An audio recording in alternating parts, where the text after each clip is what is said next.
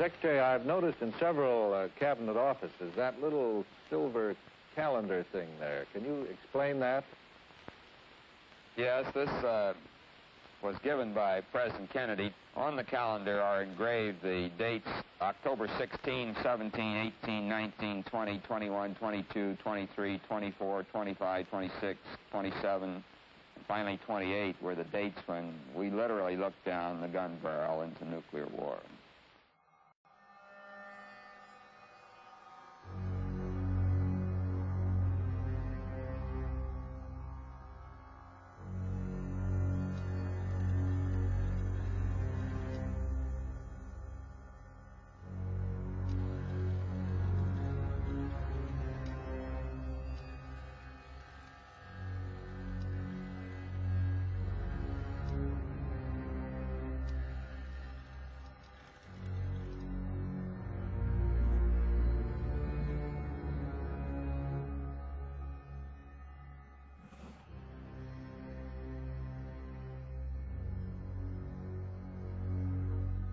Under a cloak of deceit, the Soviet Union introduced nuclear missiles into Cuba, targeting 90 million Americans.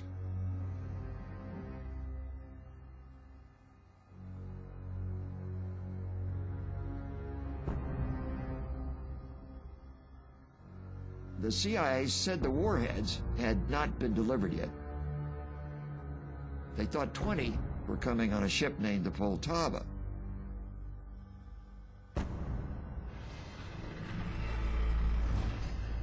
We mobilized 180,000 troops. The first day's air attack was planned at 1,080 sorties, a huge air attack.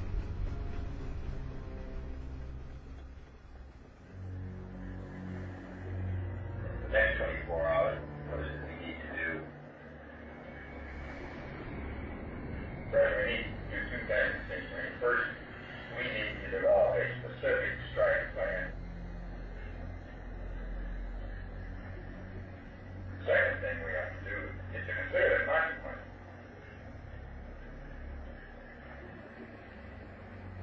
I don't know quite what kind of a world we live in after we've struck Cuba. How do we stop at that point? I don't know the answer to this. Chances of it becoming a much broader struggle are increased as you step up to talk about the danger of the United States. Kennedy was trying to keep us out of war. I was trying to help him keep us out of war. And General Curtis LeMay, whom I served under, as a matter of fact, in World War II, was saying, let's go in, let's totally destroy Cuba.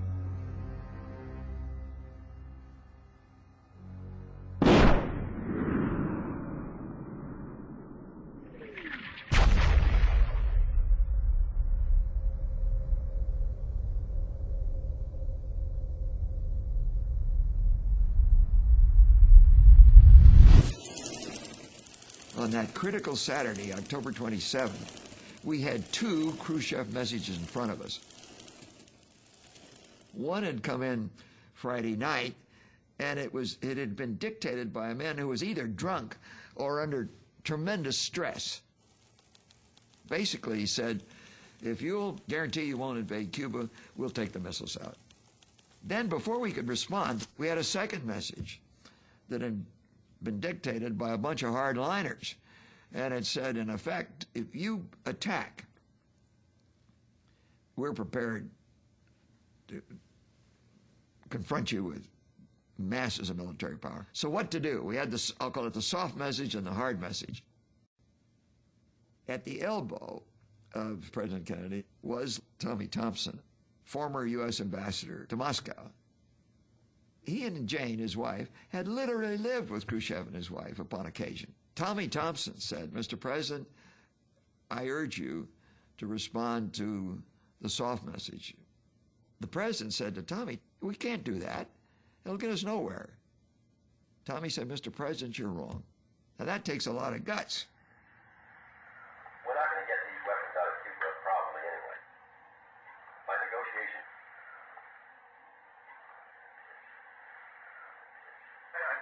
business. I think there's still a chance.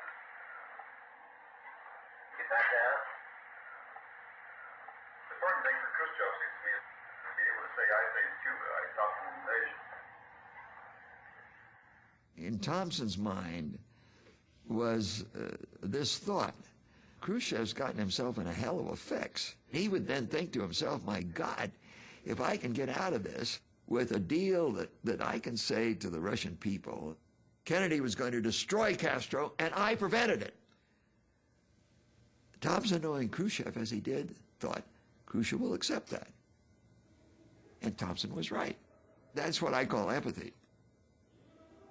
We must try to put ourselves inside their skin and look at us through their eyes, just to understand the thoughts that lie behind their decisions and their actions.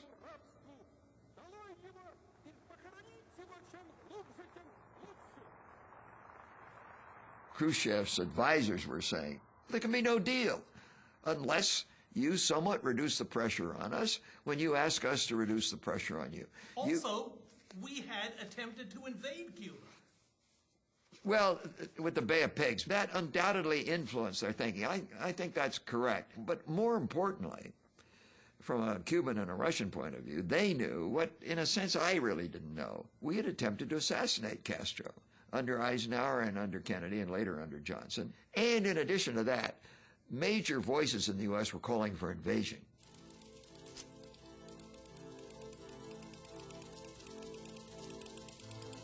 In the first message, Khrushchev said this: we and you ought not pull on the ends of a rope which you have tied the knots of war,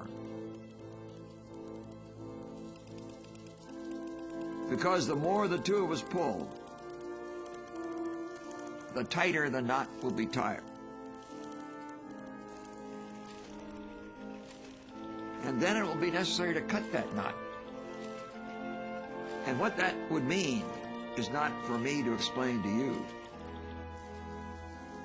I have participated in 2 wars and know that war ends when it is rolled through cities and villages, everywhere sowing death and destruction.